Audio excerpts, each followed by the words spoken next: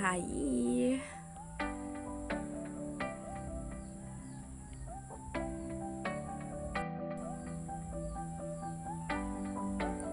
So let's start with the moisturizer using Celatec Hydration Facial Moisturizer. And for our lip balm, I'm using Intuit Lip Treat Nourishing Lip Balm. And for my primer, I used L'Oreal Too Much Blur Cream. So here, as you can see, naglalagay ako ng foundation and light yung shade niya. It's from LA Girl Pro Coverage and it's in the shade Nude Beige.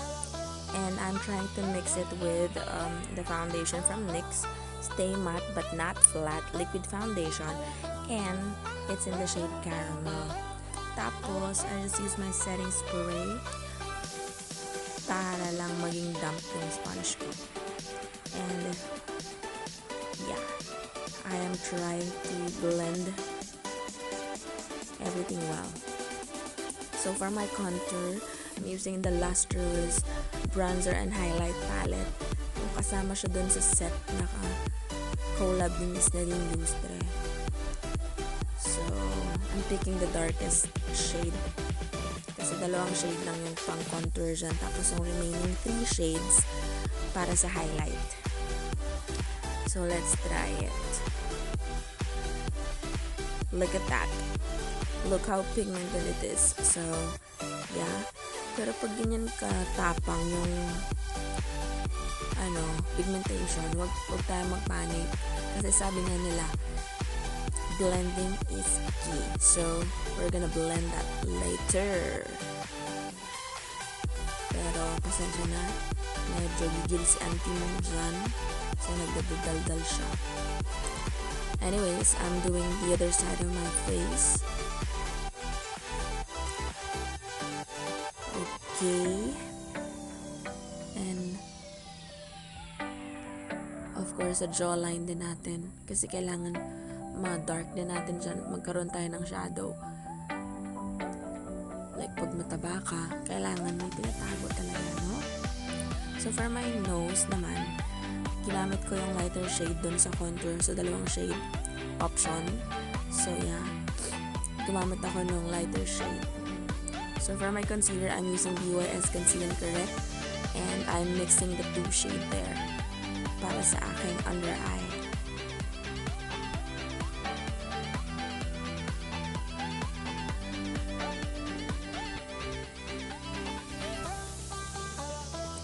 And then, I'll be putting that also sa bridge of my nose, on my chin,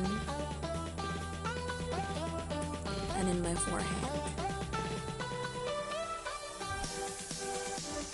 And that's it. I'm done. No kidding.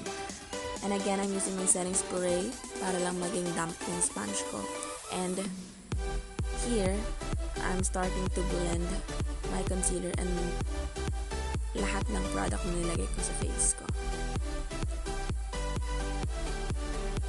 And yeah, I'm working on it. Kailangan kasi make sure natin na walang harsh line and well blended siya. So that's what I'm trying here. Pangit naman kung hiwa-hiwala yung mga products na pinanglagay mo. So, kailangan well-blended siya. So, I'm using the Final Powder Creamy Glow from Eyeshadow to just set my under eyes. And here, ilagay ko yung part na yan. So, yan, tinanggal ko lang yung powder sa under eyes ko. Kasi, sabi ko nga, nag-set lang. Sinet ko lang. Yung sa jaw ko banda, nag-contour tayo. So, for my brows, I'm using the brow pomade. I don't know kung paano siya i-pronounce, but yeah, that's what I am using. Lustrous pomade. And then, ilagyan ko lang ng concealer yung edges niya. And I am using the BYS Conceal and Correct. para lang mas malinis natin yung kilay natin. So here I'm blending. So since walang matte na eyeshadow yung last choice, yung dalawa na lang palette, ginamit ko muna yung pang contour as my base and as my transition color. And here, ginamit kong una yung Luna na eyeshadow palette from last choice, and then picking this I think violet or lavender, because tinatry natin yung unicorn inspired eyeshadow makeup tutorial. And then I'm picking that green shade also from Luna eyeshadow palette. So here I'm blending it, and then kumuha naman ako ng dark shade sa Calypso na eyeshadow palette, also from last choice, para lang magkaroon ng depth pa yung eyes ko. Tapos for my lower lash line, ginamit ko yung parang aqua na shade doon, also from Luna palette, eyeshadow palette. So sa eyeliner ko naman, gumamit ako ng All Day eyeliner pen from Ever Belena. So nagwi-wing lang ako.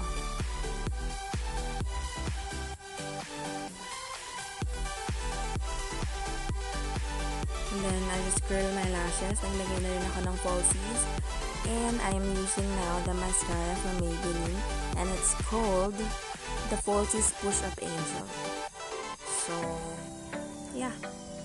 And here, tinatry ko lang gawing isa yung fake na lashes at saka yung totoo kong lashes. So yeah.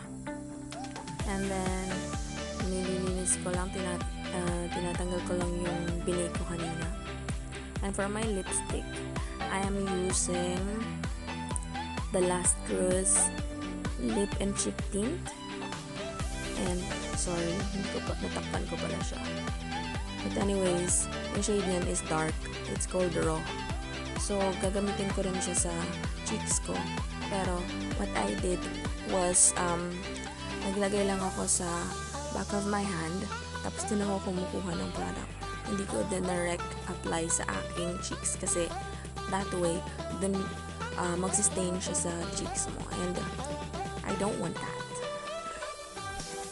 So there, I'm working out on it. And then for my highlight, I'm picking that goldish shade from the Last Rose Bronzer and Highlight Palette. And ilalagay natin siya sa cheeks. There you go.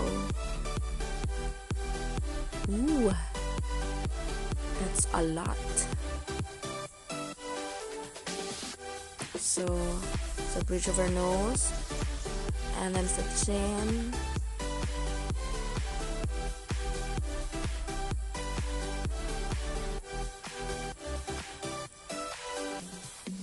and our forehead. Just a little. Kung ano yung excess dun ilagay. So I just forgot to put some mascaras sa lower lashes ko. So yeah. And there you go.